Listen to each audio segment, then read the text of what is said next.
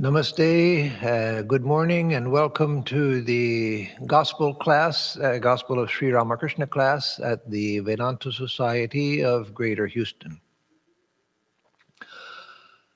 Om Sarva Jiva Pavanashakaranam Bhaveshwaram Swikritam cha garbhavasa deha pashamidrisham Yapitam swalilaya cha yena divya jivanam Yapitam swalilaya cha yena divya jivanam Tannamami Deva Deva Ramakrishnam Ishwaram Om Shri Vivekanandari Satchishya Supujitaya Shri Sharada Devya Virata Sevitaya Shri Ramakrishna Paramahamsaya Avatara Varishtaya Chate Namaha Om Tavakatamritam Tapta Jivanam Kavibhiriditam Kalmashapaham Shravanamangalam Shrimadattatam Bhuvi Grinandiye Bhurida Jana. So we are on Saturday, June 2nd, 1883, and we are on page 225, a third from the bottom or a fourth from the bottom. So on this day, Sri Ramakrishna had gone into Calcutta to visit several devotees. He went to the house of Balaram Babu, as he often did. That was, as he used to say, Balaram Babu's house was his Baitak Khana, his living room.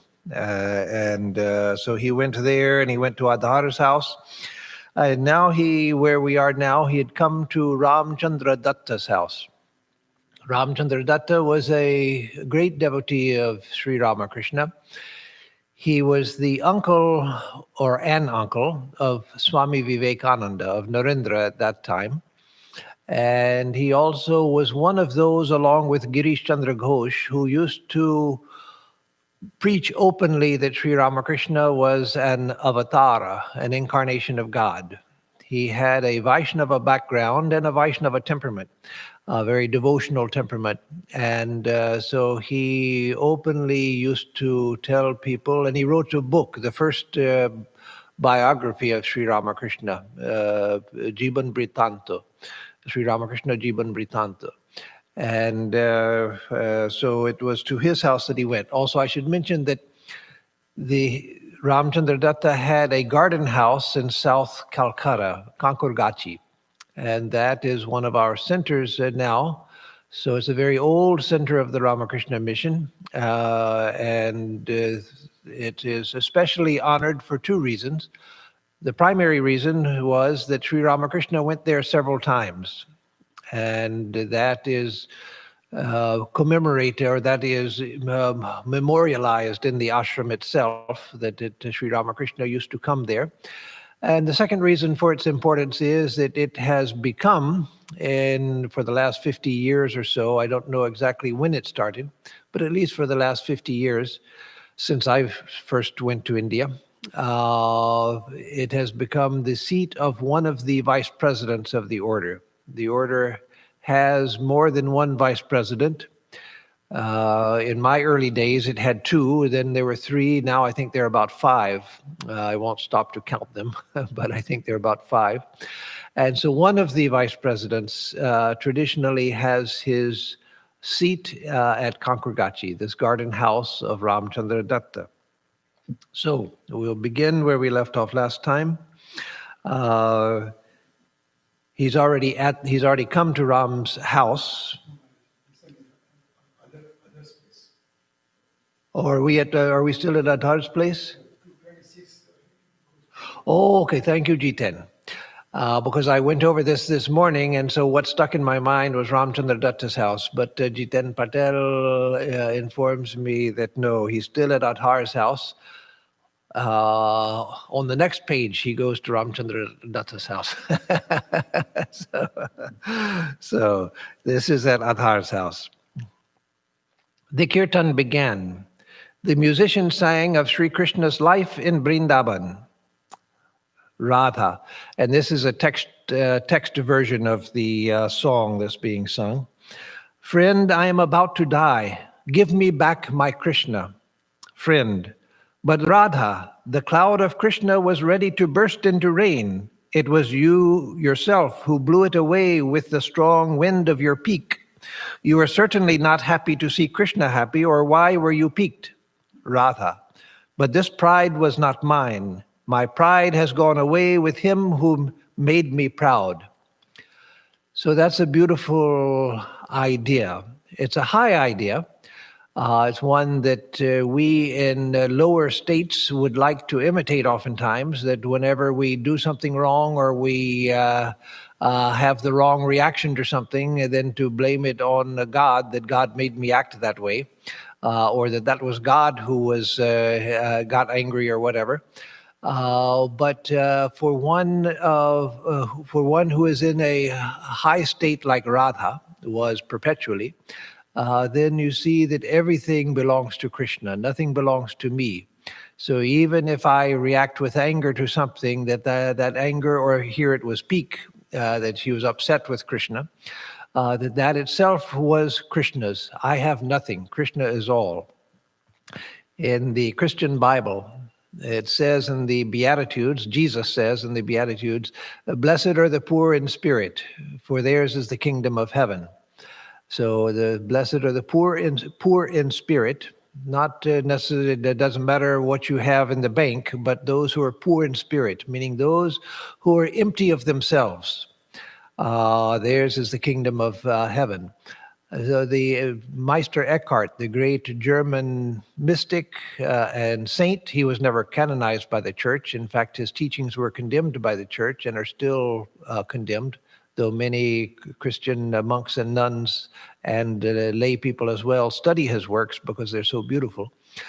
But Meister Eckhart gave one of his most beautiful sermons on that beatitude, blessed are the poor in spirit.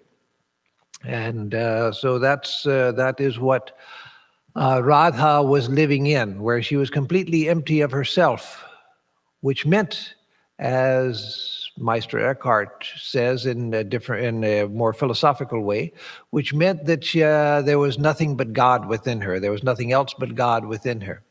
So when she's challenged because of the pique that she expressed towards Sri Krishna, she says that was that pique left with Sri Krishna himself, the one who brought that pique. He took it away when he left. After the music, Sri Ramakrishna conversed with the devotees. Master, the gopis worshipped Katyayani in order to be united with Sri Krishna. Everyone is under the authority of the Divine Mother, Mahamaya, the primal energy. Even the incarnations of God accept the help of Maya to fulfill their mission on earth. Therefore, they worship the primal energy. Don't you see how bitterly Rama wept for Sita? Brahman weeps ensnared in the meshes of Maya. The last is something that Sri Ramakrishna often used to say, that Brahman weeps ensnared in the meshes of Maya, referring even to the incarnations of God. And you see that in Sri Ramakrishna's life, that there were times when he was so upset, that not just with his longing for God during his sadhana period, but also later when he would sometimes weep. And so the Brahman itself, the infinite reality, which is transcendent over time and space and causation, which is existence, consciousness, bliss alone, in which there is no activity, just pure, still bliss and awareness, unchanging. That incarnates as God in human form. And when God incarnates, then he takes on some of the characteristics of human beings, or takes on the characteristics of human beings, but without the ignorance and many of the limitations that we have. However, by taking on human nature, God himself, the divine itself, since the divine is beyond gender, the divine itself experiences some of the suffering of human beings because of its having taken on human nature. So you see that in the life of Jesus, Buddha, Rama, Krishna. Sri Ramakrishna often said this in terms of Rama, whom he mentions here also. Don't you see how bitterly Rama wept for Sita? Because Rama, in losing Sita, again, Rama was Brahman itself. Brahma was God himself or itself. And yet, when he lost Sita, he wept for Sita. And so Sri Ramakrishna would refer to that and say, Brahman weeps ensnared in the meshes of Maya. So earlier in the paragraph, he says that everyone is under the authority of the Divine Mother, Mahamaya, the primal energy. Even the incarnations of God accept the help of Maya to fulfill their mission on earth. So it's significant that Sri Ramakrishna worshipped Kali. He was from a Vaishnava family, but a liberal Vaishnava family, where they had an image of Shiva, they had an image of the Divine Mother, as well as an image of Rama. And so he came from that sort of liberal religious family, deep but liberal. Yet when he came to Calcutta, he became a lifelong worshipper of Kali, the Divine Mother. And Swami Vivekananda also, there's an interesting incident where Sister Nivedita, his Irish-English disciple, traveled with him from India to America in 1899. And she was out to collect money for starting her school under Swami Vivekananda's instructions in Calcutta for Hindu girls. And she went to Chicago, among other places, and there she appealed to Mary Hale for help for Swamiji's work. And in the course of getting to know Mary Hale, she talked about her great enthusiasm for Mother Kali. And Mary Hale was having none of it. Mary Hale was a Christian scientist who loved Swamiji, but loved him as a brother. She recognized his spiritual greatness, but she wasn't really interested in Vedanta, didn't study Vedanta. It was Swamiji himself whom she loved and whose greatness she saw. So she was shocked at this preaching of Kali, and so she wrote to Swamiji and said that, is the worship of Kali part of your teaching? I've never heard you talk about it, and yet Nivedita is here talking about Kali and the worship of Kali and all of that, and obviously expressing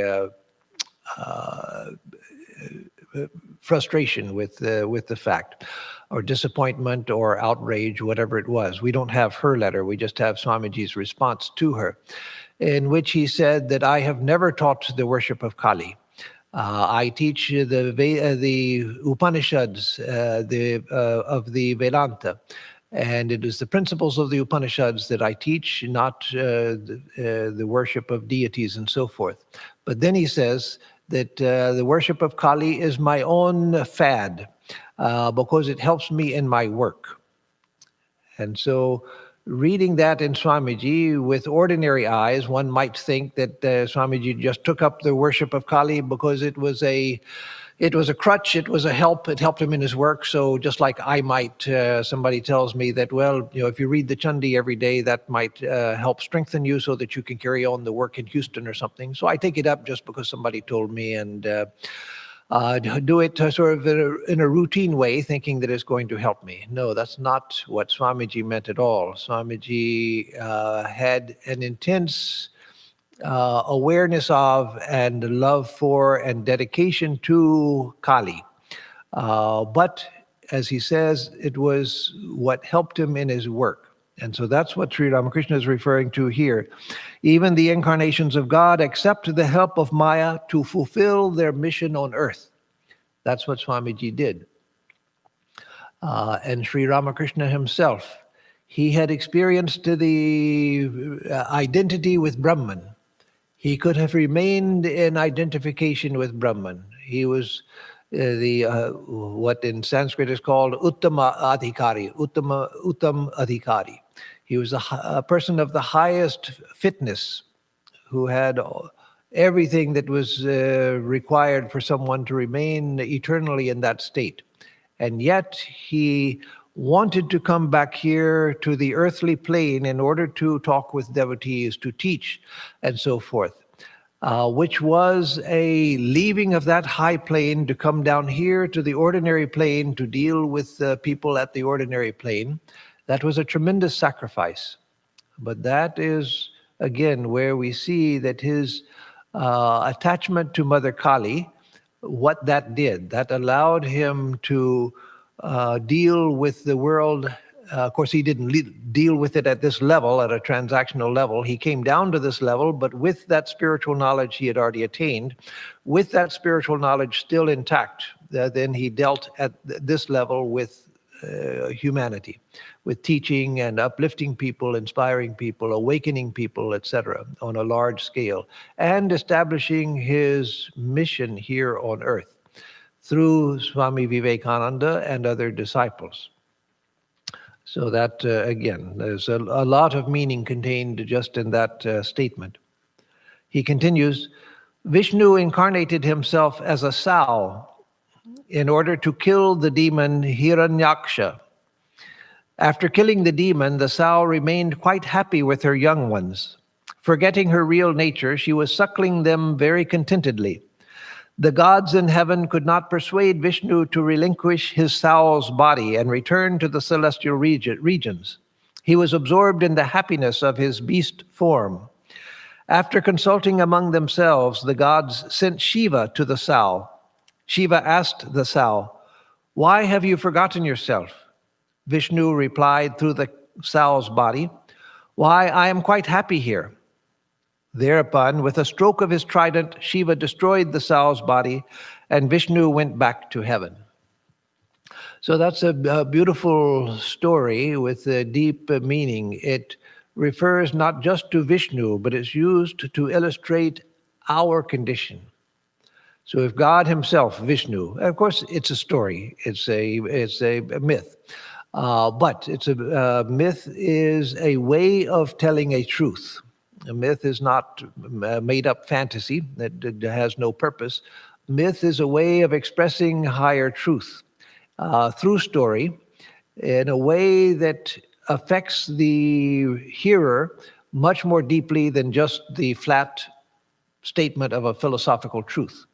And so through this metaphor, this analogy, this story about Vishnu incarnating as a sow in the form of a sow, and then after he had accomplished his divine mission, of course that incarnation as a sow, that's part of the tradition of in the scriptures, where Vishnu had first incarnated as a fish, and then as a tortoise, and then as a sow, etc., then as half man, half lion, and then into fully human incarnations. So that is part of the tradition, but this story which came after that is used to illustrate the fact that what happens to us is that we also are divine. We also are God by our very nature. We are Brahman itself, the infinite reality itself. But here we've forgotten that. We forget who we are. And we busy ourselves with our little insignificant lives here. We get completely caught up in things, and the things that in 10 years nobody will care about, or even in 1 year nobody will care about. They become life and death matters to us, and we're so obsessed with them and so worried and so concerned and everything. So this story is told to tell us that this is what our condition is. We are like God himself, Vishnu himself, who incarnated in the form of a sow, a female pig, And then once he was in that form, he started liking it.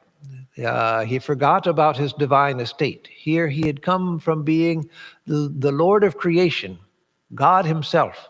And now he's in the form of this dirty sow wallowing in the mud, giving birth to little piglets and suckling the piglets and thinking that her life is wonderful lying there in the mud with all these pretty little piglets. And when the gods come to him to remind him, Vishnu, you're Lord of the universe, come back. And he says, no, I'm quite happy here with my sow life. That's our condition. The scriptures tell us, you are Brahman, Tattvamasi, thou art that. I am Atma Brahma, this very self which you are, that is Brahman itself. That's the reality, the highest truth. And we say, I'm okay. Well, what do I want with that? I've got my good food. I've got a nice house. I just bought a new car, a Tesla. And what do I need with all of that? I've got everything that I need. I'm happy here. So in the case of Vishnu in the sow's form, Shiva came and stabbed him with a trident, thereby killing the sow form, and then suddenly Vishnu was released, and the death of the sow form reminded him of who he really was, his immortal nature. So we're happy here when everything is going well. Even when things are going badly, we think that, well, I just need to adjust a few things, fix a few things, and I'll be happy again. And so we're so attached to our lives here that we think that nothing can touch me. Just leave me alone and let me enjoy my life. But nature doesn't allow us to do that for long. Still, we don't wake up. But in the case of Vishnu, he, of course, having come from a divine estate and entered knowingly into the sow's form, he was much closer to remembering what he had been. So when the sow's form was killed, he regained his true estate. So anyway, that's the meaning of the story. The narration continues. From Adhar's house, Sri Ramakrishna went to Ram's house. Ramchandra Datta, one of the chief householder disciples of the Master, lived in Calcutta. He had been one of the first to announce the Master as an incarnation of God. The Master had visited his house a number of times and unstintingly praised the devotion and generosity of this beloved disciple. A few of the Master's disciples made Ram's house virtually their own dwelling place, as they did also Balaram Babu's house in Baranagar. So both Balaram Babu's house to the north and Ramchandra Datta's house to the south both became favored places for the disciples of Sri Ramakrishna. Ram had arranged a special festival to celebrate the Master's visit. The small courtyard was nicely decorated. A katak, that is one who tells stories through singing songs, seated on a raised platform, was reciting from the Bhagavata when the Master arrived. Ram greeted him respectfully and seated the Master near the reader. The disciple, that is Ram, was extremely happy. The katak was in the midst of the story of King Harishchandra. So I'll just read through the story, won't comment till the end comes. Well, I will stop in the middle because there's a stop here, I think, in the middle. The great king Harishchandra of the Purana was the embodiment of generosity, and his mention brings to mind generosity itself. No one ever went away from him empty-handed. Now the sage Vishwamitra, wanting to test the extent of the king's charity, extracted from him a promise to grant any boon that he might ask. Then the sage Vishwamitra asked for the gift of the sea-girt world, that is, all of the earth surrounded by the sea, of which Harishchandra was king. Without the slightest hesitation, the king gave away his kingdom. Then Vishwamitra demanded the auxiliary fee, which alone makes charity valid and meritorious. So that's referring to an old custom. The Katak continued his recitation. Vishwamitra said to the king, "O king, you have given away the entire world, which was your kingdom. It now belongs to me. You cannot claim any place here, but you may live in Benares, which belongs to Shiva. I shall lead you there with your wife Shaibya and Rohitashva, your son. There you can procure the auxiliary fee that you owe me." The royal family, accompanied by the sage, reached Benares and visited the temple of Shiva. At the very mention of Shiva, the master went into spiritual mood and repeated the holy name several times indistinctly. So such was Sri Ramakrishna's mind that the slightest mention of anything like just mentioning Shiva being the Lord of Benares, that reminded him of the absolute reality, and he loses himself in spiritual consciousness. So here, just to recap what this first part of the story tells, that Harishchandra was the king. He was really emperor, according to legend. He ruled the earth. Ruled the earth means not North and South America or England. It means the known world around there, South Asia, etc. He was said to be the emperor of the sea-girt world. And Vishwamitra was a great sage mentioned in the Vedas, the Upanishads, and later in the Puranas. So one of the great famed sages of Hinduism. And so Vishwamitra wanted to test Harishchandra. And so he came to him and said, "Oh, Harishchandra, will you give me whatever I ask?" Because he knew that Harishchandra was famed for his generosity. And Harishchandra said, "Yes, whatever you ask, I will give it." And so Vishwamitra, as we just read, asks him to give away everything. And so without a moment's hesitation, Vishwamitra gives him his kingdom. And then we continue. The Katak continued. The king could not procure the fee, that is, the auxiliary fee, which was necessary. After giving away the kingdom, he had to give the auxiliary fee. The king could not procure the fee and was compelled to sell Shaibya, his wife, his royal consort, to a Brahmin. With her went Prince Rohitashva. But since even that was not enough to redeem his pledge to the sage, Harishchandra sold himself to an untouchable who kept a cremation ground, and he was ordered to supervise the cremations. So here he sells his wife, not to get the money for himself, but to pay his debt and his son, and sells himself in order to pay the auxiliary fee which Vishwamitra demanded.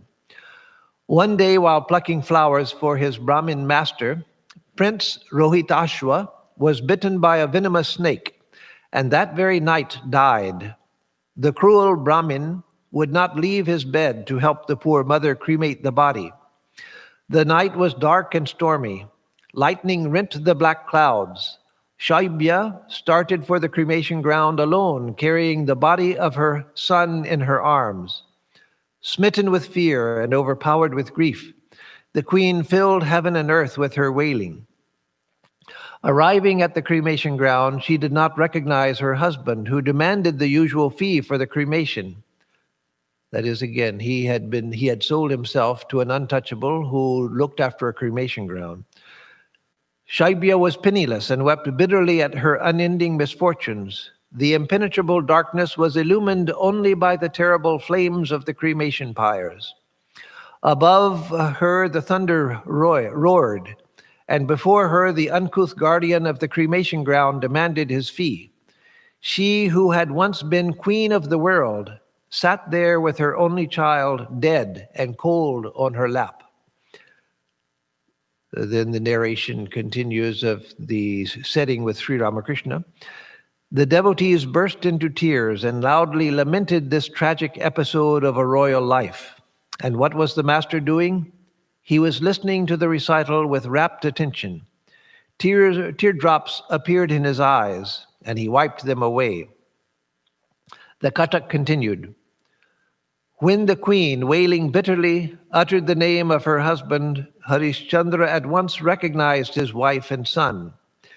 So that we have to assume, because she didn't recognize him and he didn't recognize her. When she uttered Harishchandra's name, she must have just been calling out to her husband, whom she thought she had lost forever, out of her intense misery, crying out to her husband wherever he might be. So, but uttering Harishchandra's name, then Harishchandra recognizes her as Shaibya, his wife. Then the two wept for the dead prince. Yet in all these misfortunes, the king never once uttered a word of regret for his charity. Finally, the sage Vishwamitra appeared and told them that he had only wanted to put the king's charitable impulses to a crucial test. Then, through his spiritual power, the sage brought the prince back to life and returned to the king his lost kingdom. So this is a famous story from Hindu lore, from the Puranas, and it's a wonderful story to illustrate the value of self-sacrifice, of generosity, of unstinting generosity, to the point where you give away everything that you have, including yourself. So almost surely this is a tale, not a historical fact. I can't prove that, and I wouldn't try to prove it, but probably we can assume that this was a tale. But such tales have great value. We have them in the West also, usually Christian or Jewish tales of great generosity, great self-sacrifice and things. But why are they important? Because when you know this story, when you've heard it growing up as a child, and it's become part of your mental universe of the great heroes of the past and so forth, then there's always this shining example of perfect charity, where one gives away everything, including oneself, without looking back, without regret, without thinking that, oh, I shouldn't have done that. No, it gives the idea that charity itself is a value in itself, a great value. And when you have this shining example, then of course it inspires you to do what you can. We may not be able to do what Harishchandra did, but it's there as a shining example which inspires us to do what we can do, to be generous, to be open-handed, to give that which we can to those who are in need. And so all stories like this serve that purpose, to give an ideal example, so that in our practical everyday lives, we who don't have anything like that kind of strength, that kind of selflessness, we can do what we can do. It inspires us to do what we can do. And so that's why even in this country, in America, there were stories about George Washington cutting down the cherry tree. Now, historians tell us that that probably never happened. But think of the value of the story. We have become so material in our thinking. Even religious people in modern times have become so material in our thinking that we want to reduce everything to what actually happened, that is recorded in history and what can be written down, that's the only real thing. And so all these stories about George Washington cutting down the cherry tree and telling his father, I can't lie, yes, I did it, and knowing that he would get into trouble with his father, but he wouldn't lie. Maybe he didn't do that, but who cares? Yes, caring is the business of historians. I don't deny that we want history. But we don't want just history. We want ideals that inspire us to do the same. If you have the ideal of a George Washington who wouldn't lie even as a child to protect himself, then that inspires us to try to do the same. If we don't have that, and we learn that, well, George Washington was a liar like everybody else, what do we have?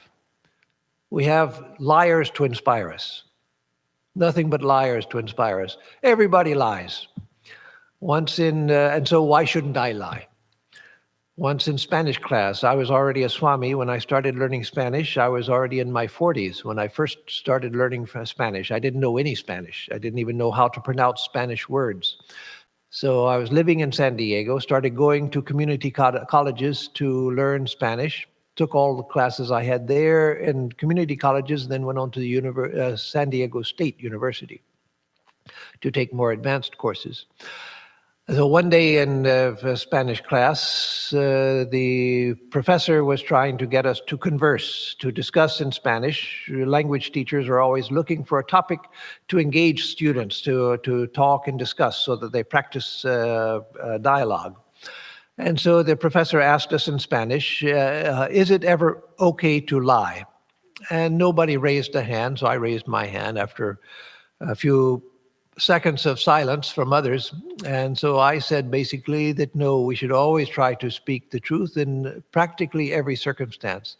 The exceptions are rare and they should be kept rare, but we should always try to speak the truth, even at the cost of getting into trouble or whatever.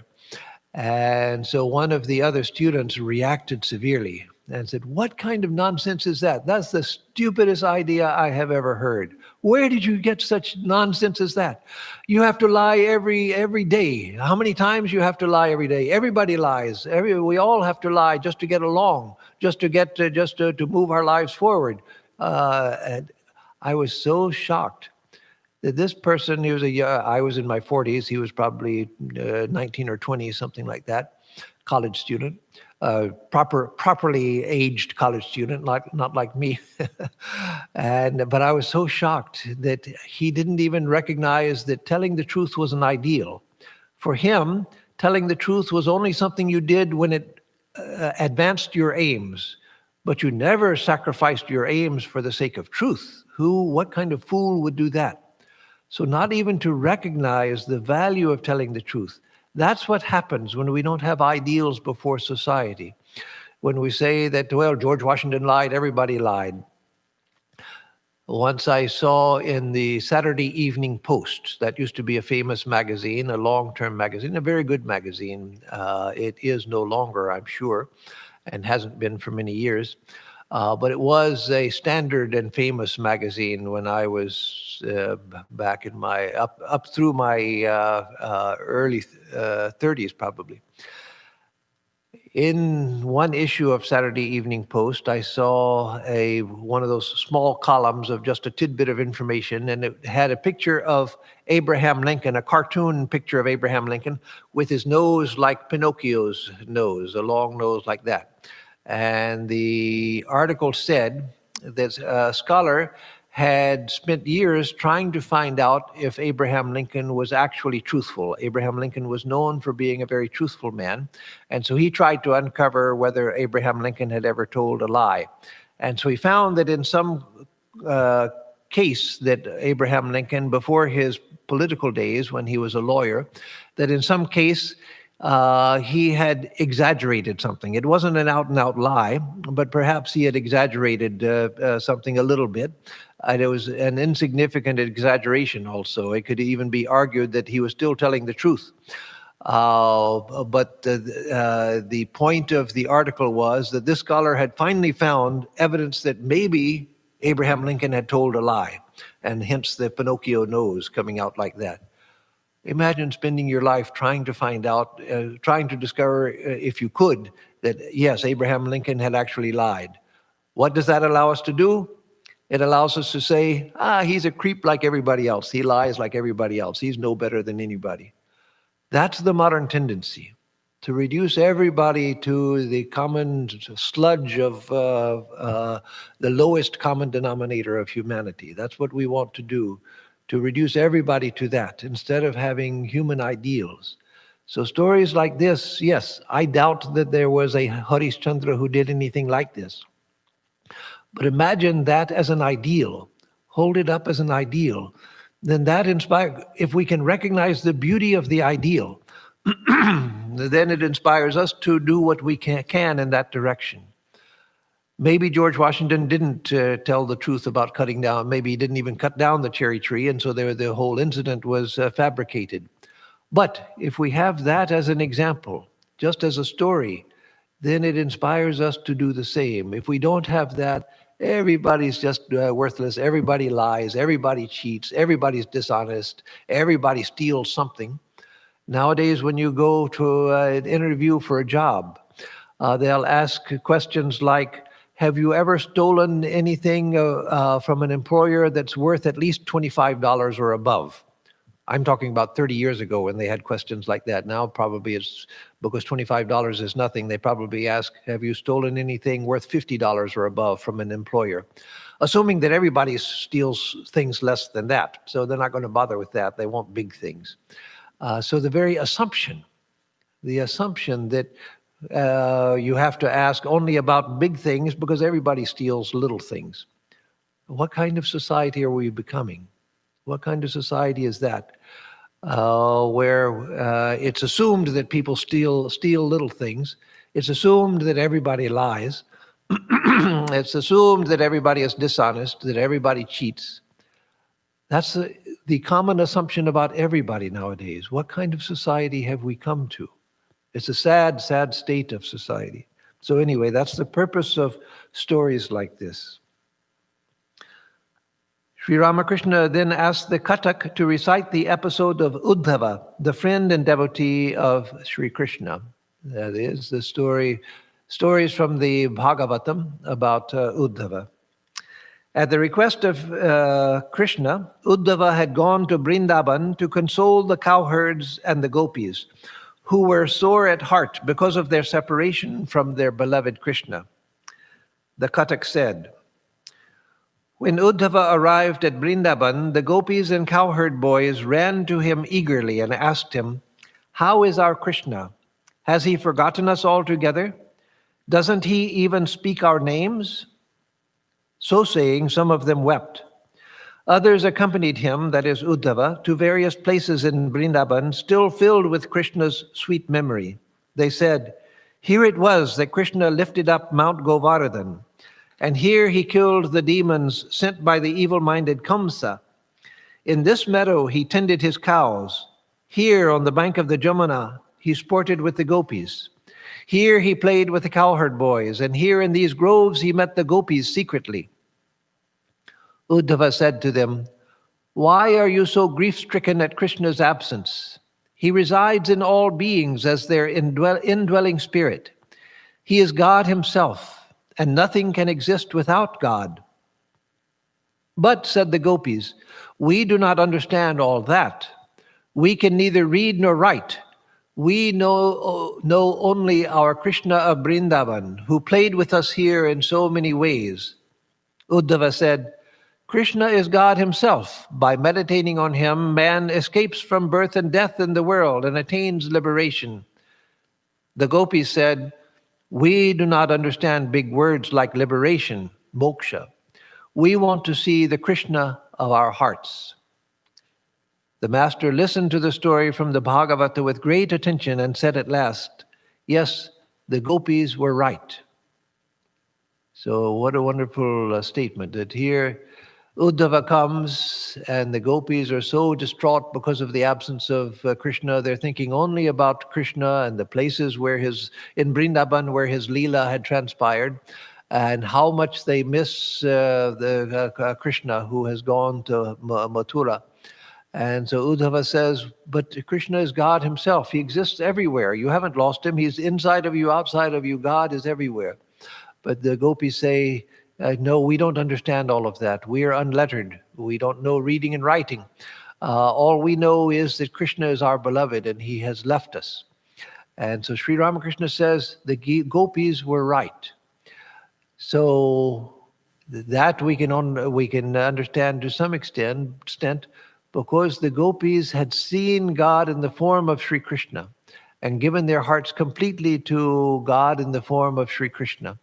And so they were united with Krishna in their hearts. But they longed for the absent Krishna, and it was that longing that would bring the realization of Krishna to them fully. But they didn't care for the philosophical words of Uddhava. Uddhava was a great saint. Uddhava himself was a realized soul. And so what he was saying was true, that God exists everywhere. God is inside of you, outside of you. You're never separate from God. But to the gopis, those were empty conceptual words. They wanted their Krishna, whom they had seen, whom they had talked to, whom they had played with. And so for a devotee who loves the incarnation of God, or who loves a deity, that is a deity manifestation of God, it's that they love and that they want to engage with. Once Swami Akhandananda was many decades after Sri Ramakrishna had passed away, Swami Akhandananda was thinking that I am the Atman, I am one and non-dual, I am the eternal reality itself, and was getting absorbed in that thought of being the Atman, which of course he, being a disciple of Sri Ramakrishna, he had realized, but he was absorbing himself in that thought. Then suddenly Sri Ramakrishna appeared in front of him in a vision. Sri Ramakrishna appeared and said, "Yes, but isn't this beautiful?" And then he points to Yashoda on the floor in front of Swami Akhandananda. He sees a child Krishna crawling across the floor, and Mother Yashoda running after him, saying, "Krishna, Krishna, come here, come back, come back." Anxious about her baby running away from or crawling away from her.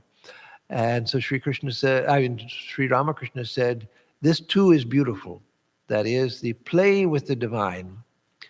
So it depends on one's temperament. Some, by temperament, want to be absorbed in the infinite, but there's beauty also in the play with the forms of God, whether incarnations or deities, that play with the forms of God, the engagement, because it engages, it's what divinizes your whole being, because your whole mind and your body, everything is engaged in the play with God.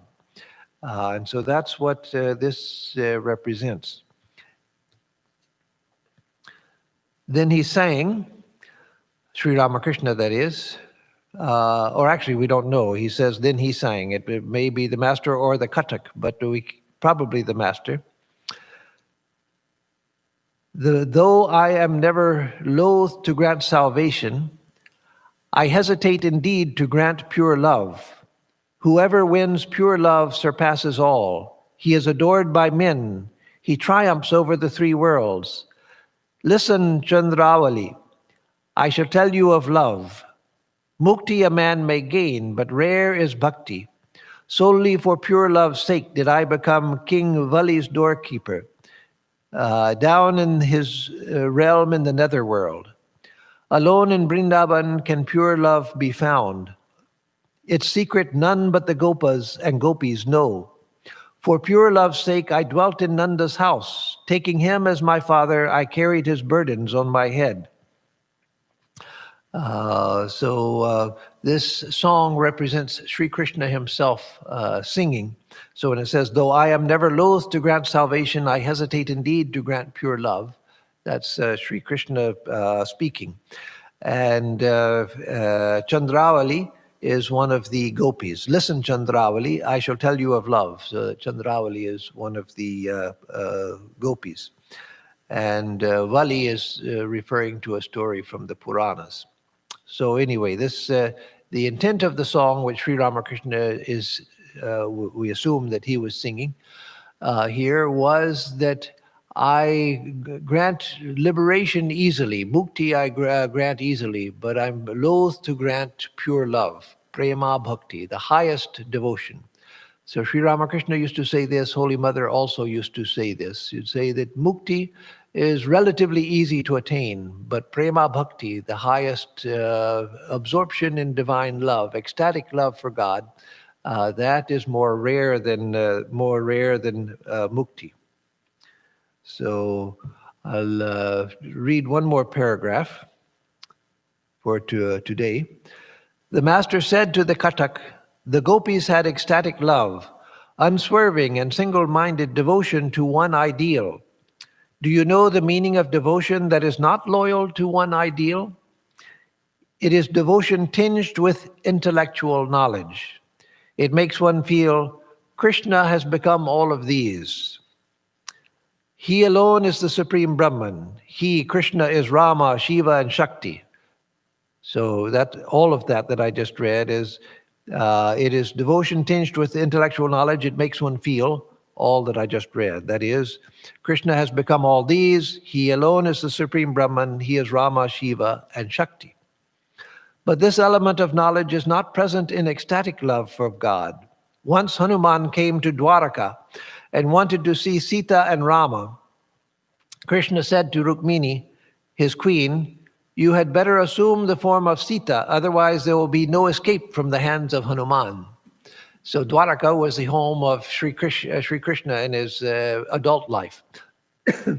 And so Hanuman was seeking Sita and Rama, who of course had passed away ages before in a different yuga. But such was his devotion and such was his strength that Sri Krishna tells Rukmini to assume the form of Sita, or otherwise there would be no peace from Hanuman. So it's interesting here, Sri Ramakrishna says that which many of us may seek, to see God everywhere, to know God is everything, that everything is God, and that all of the gods, all of the forms of God are all the same reality. But Sri Ramakrishna says that prema bhakti, supreme devotion, doesn't want any of that. It wants the object of love. And so that may be contrary to our philosophical understanding, but it's quite consonant with experiential understanding, that the devotee wants to realize God in the form that one has sought. And so it's different from fanaticism. This has nothing to do with fanaticism, that only Krishna alone is God, none of the other gods are real. Or Rama is the only God, everybody else is unreal. Or Shiva is the only reality and all of the other deities are his servants. Or Vishnu is the only God, all the other gods are his servants. No, it's not that kind of fanaticism. It's the intensity of love, which has become narrowed, so focused, so intensely focused that it wants to rest there. It shows that the mind has become a unity. It's gone towards this aspect of God, and there it wants to stay. So don't mistake this for fanaticism, for fundamentalism, for narrowness. It's completely different from that. So we'll end here for today. If there are questions, type them in now on YouTube, and Surenji will give them to me. But let me give announcements in the meantime. We will have the usual talk on Sunday, and the talk will be one in the series on basic concepts of Vedanta. I've already dealt with in this series dharma and karma. So this will be on Sunday. I will speak about reincarnation, because the three of these principles are tied together: dharma, karma, and reincarnation. And then next week we will have the Bhagavad Gita class as usual at 7:30 on Tuesday.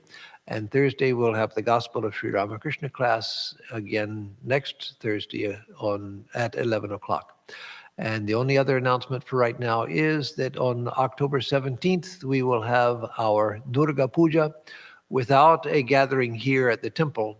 The only people allowed inside during the worship will be those who are actually helping with the worship itself, directly helping with the worship. But after the worship, those who wish can come, and we will have it set up so that people can come in and make pranam to the obeisance to Mother Durga, and leave in a safe and socially distanced way, one at a time or by family groups. So, what's that? Yeah, so that we'll send out a notice about that, but that's not important enough to, and that's far enough away. No need to mention that now. And besides, the registration for that is already over. Nobody can register anymore. It's closed now. So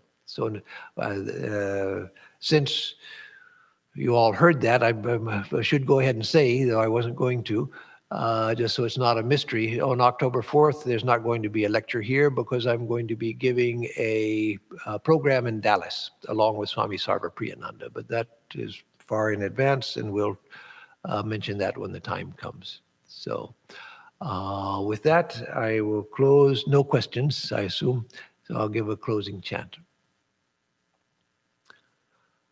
Om Niranjanam Nityam Anantarupam Bhaktanukampa Vigraham Vai Ishavataram Parameshamidyam Tam Ramakrishnam Shirasa Namama.